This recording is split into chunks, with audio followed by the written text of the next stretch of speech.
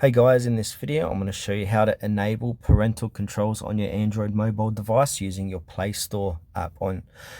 If you find this video helpful, please drop a like and subscribe. In saying that, let's just jump straight into the video. Alright, so what you first need to do is open up your Play Store. Then from here, you want to click onto your user profile icon, which is located top right hand corner of the page. And then scroll down and click into settings. From here, under settings, you will see family. This is where parental controls and parent guide are kept.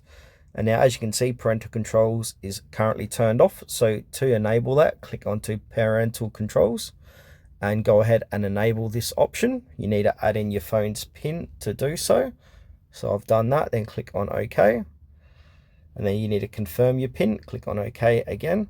And then from here, you can set content restrictions. So you can set a restriction for each type of content. So you can set restrictions on apps and games, films, so you allow all, including unrated, etc., TV, and books.